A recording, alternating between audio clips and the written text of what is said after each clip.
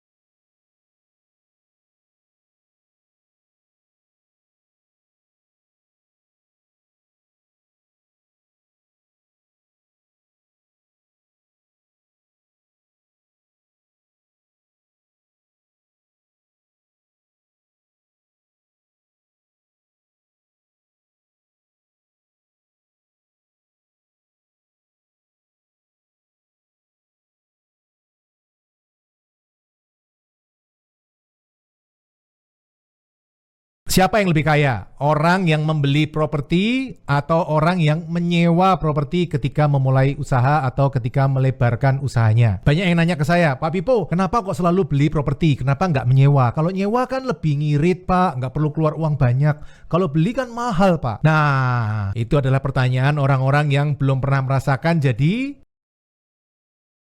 rakyat jelantah, kaum umbi-umbian yang mau beli properti. Rakyat jelantah, kaum umbi-umbian seperti saya ini kalau mau beli properti nggak punya uang, terpaksa pakai kredit. Nah, ketika kita menyewa properti, maka properti itu tidak bisa dijaminkan. Yang bisa dijaminkan apa? Ketika kita membeli properti itu.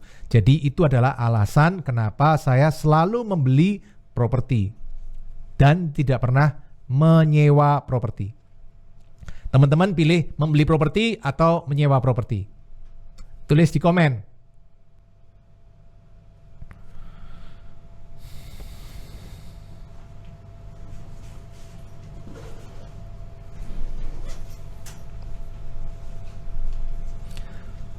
Short keempat. Kapan invest properti, kapan invest saham?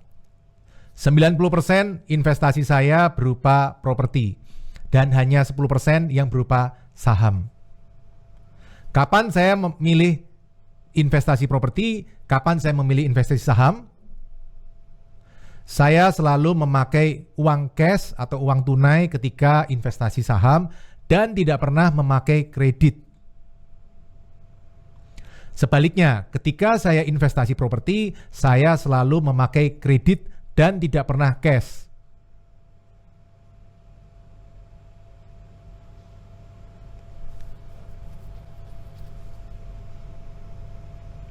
Nah, teman-teman, pilih properti atau pilih saham?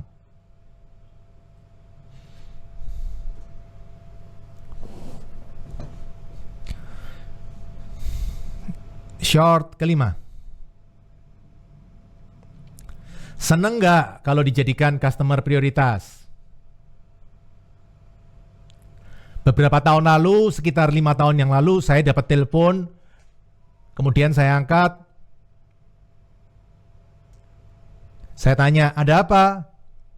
Terus dia menjawab, oh Pak, selamat, Bapak menjadi prioritas kami. Saya sudah seneng nih.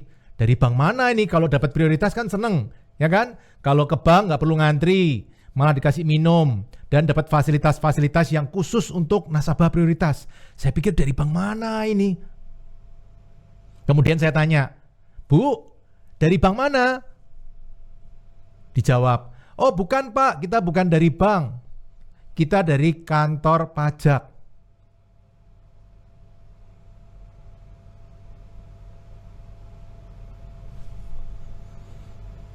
Menurut teman-teman enak nggak jadi prioritas kantor pajak? Tulis ya di komen.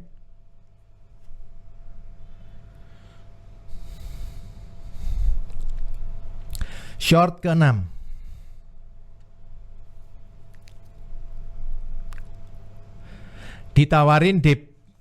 Ditawarin properti DP 0 tapi saya tidak mau. Kenapa? Minggu lalu saya dapat penawaran, Pak Pipo ini ada properti murah nih.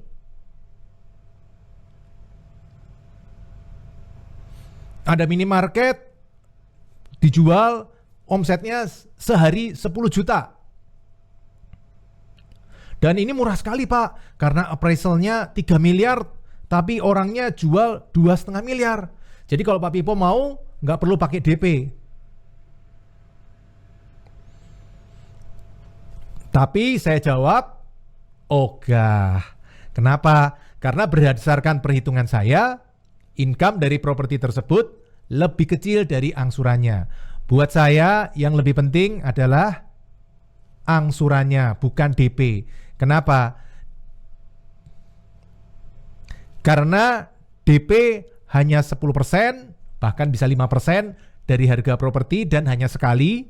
Sementara angsuran bisa 90%, 95% dari harga properti dan berlangsung terus-menerus 5 tahun, 10 tahun, bahkan sampai 20 tahun. Karena itu buat saya yang lebih penting income lebih besar dari angsuran, bukan DP 0. Menurut teman-teman, lebih penting DP atau income lebih besar dari angsuran?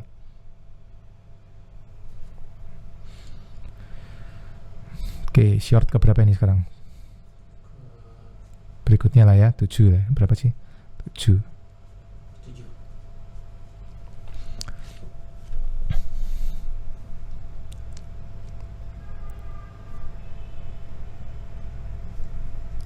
Bagaimana caranya tahu cowok itu pelit atau enggak? Gampang. Ajak ke restoran, suruh dia yang bayarin. Kalau ketika lihat menu, dia lihat ke kiri dulu, baru ke bawah, nah itu normal. Kalau dia begitu lihat menu langsung lihat ke kanan, nah itu ciri-ciri cowok pelit. Teman-teman termasuk yang pelit atau nggak pelit?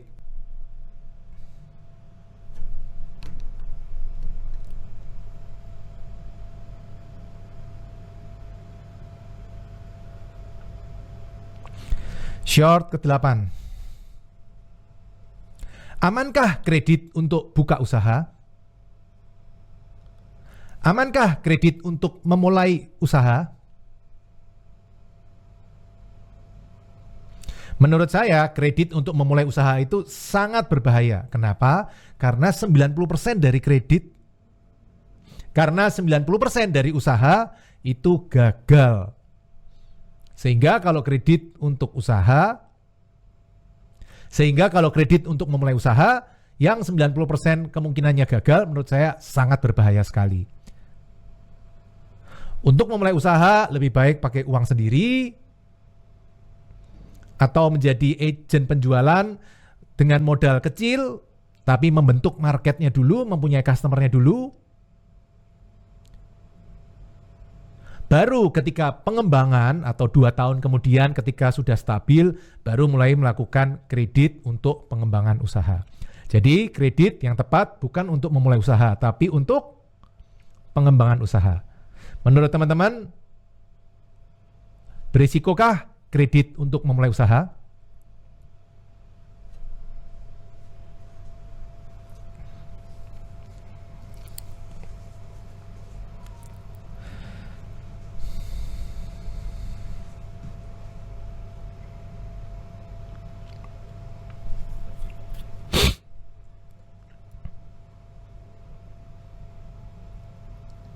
Resep untuk kaya. Jadi yang bisa kaya itu orang yang buka toko atau karyawan. Menurut saya, dua-duanya bisa kaya, dua-duanya juga bisa miskin. Orang yang buka usaha, orang yang buka toko bisa kaya. Tapi orang yang buka toko juga bisa menjadi bangkrut, bahkan ninggalin hutang di mana-mana. Sebaliknya, orang yang menjadi karyawan bisa kaya juga, tapi juga bisa menjadi miskin.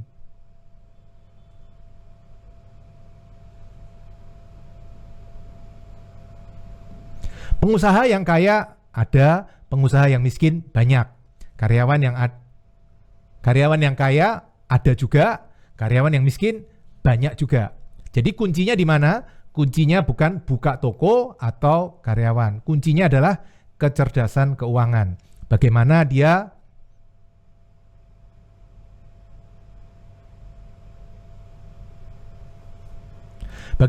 mengelola uangnya, bagaimana dia menjaga uangnya supaya tidak hilang kemana-mana, dan bagaimana dia mengembangkan uang yang dia miliki. Prinsipnya, jangan bekerja untuk uang. Pastikan uang bekerja untuk kita. Dan jangan diperbudak oleh uang, pastikan uang yang kita perbudak.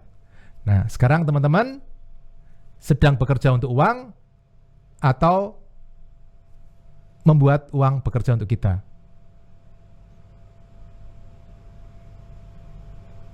Nah, sekarang teman-teman sedang memperbudak uang atau diperbudak oleh uang? Tulis ya di komen.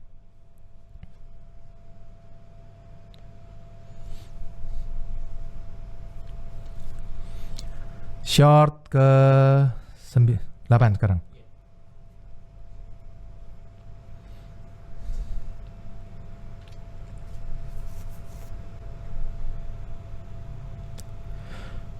Ini pengalaman saya membeli properti.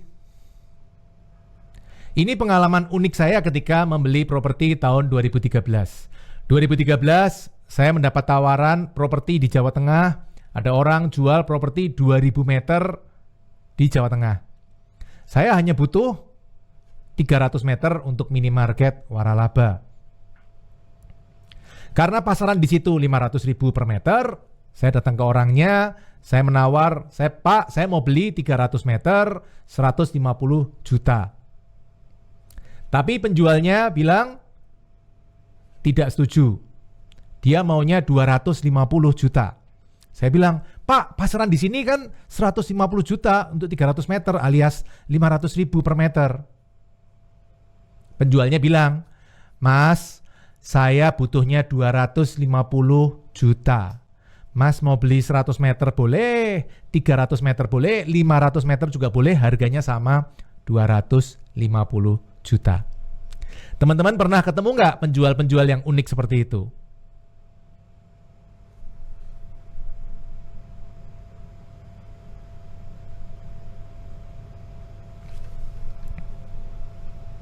Susah nggak cari kredit?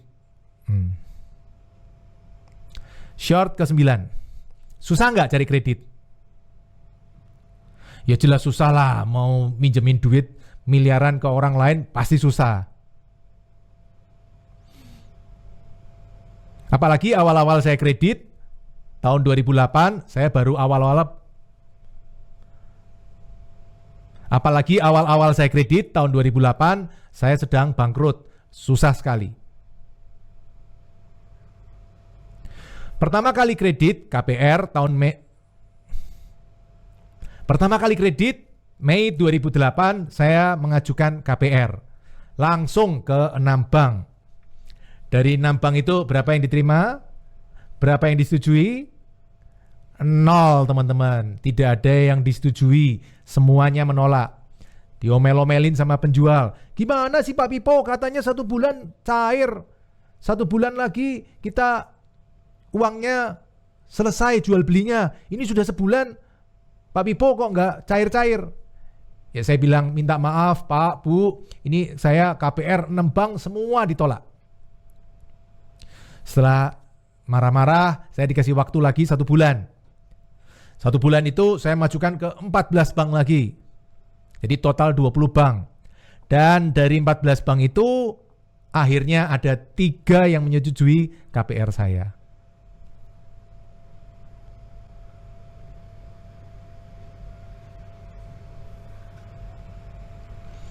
Dari 3 bank cukup, tinggal pilih salah satu yang sesuai dengan kriteria saya atau yang paling bagus penawarannya. Hari ini total sudah 84 kontrak kredit yang saya tanda tangani, dan yang tersisa yang belum lunas ada 49.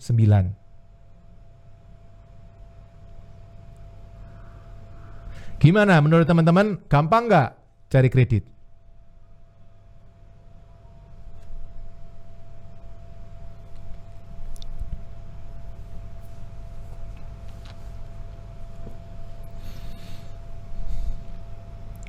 Pengalaman ketika membeli properti itu aneh-aneh. 2012 saya mendapat tawaran properti di Jawa Barat. Harga sudah cocok 900 juta, saya kasih tanda jadi 5 juta. Kemudian saya bilang ke penjual, saya akan bayar 95 juta lagi kalau notaris bilang oke terhadap sertifikatnya. Kemudian penjual memberikan fotokopi sertifikat ke notaris yang saya tunjuk. 2 minggu kemudian notarisnya telepon, Pak Pipo, Pak Pipo, sertifikatnya, fotokopinya sudah saya pegang, tapi ini nggak bisa dicek. Loh, kenapa Pak? BPN di kota ini kebakaran, jadi kita nggak bisa cek. Tapi menurut kepala seksinya, orang ini orang terkenal di kota ini, jadi mestinya tidak ada masalah. Oke, saya bayar sisanya 95 juta ke penjual. Nah, saat mau transaksi KPR tidak bisa. Kenapa? Karena sertifikatnya ternyata diblokir oleh keluarga penjual. Uang 100 juta saya minta dikembalikan, penjual bilang sudah kepake uangnya jadi tidak bisa mengembalikan. Mondar-mandir saya dari Jakarta ke kota itu selama setahun. Akhirnya setelah setahun blokirnya sudah bisa dibuka, sudah bisa transaksi. Tapi ketika saya tanya notaris, Pak Notaris mau nggak transaksi ini? Notarisnya bilang, Pak Pipo, kalau Pak Pipo mau terus cari notaris yang lain Pak, saya nggak berani. Lah, ya saya nggak berani juga, notarisnya nggak berani, ya saya nggak berani juga kan. Sehingga saya tetap minta uang saya dikembalikan. Akhirnya setelah setahun bolak-balik, uang yang dikembalikan ke saya hanya 70 juta dari 100 juta. Jadi saya hilang 30 juta. Uang sekolah untuk mengetahui bahwa sertifikat bisa diblokir oleh keluarganya dan tidak bisa transaksi, itu ilmu 30 juta. Teman-teman pernah nggak ngalamin transaksi properti yang aneh-aneh seperti ini? Oke, udah beres shortnya. Nggak tahu 9-10 lah kamu adik.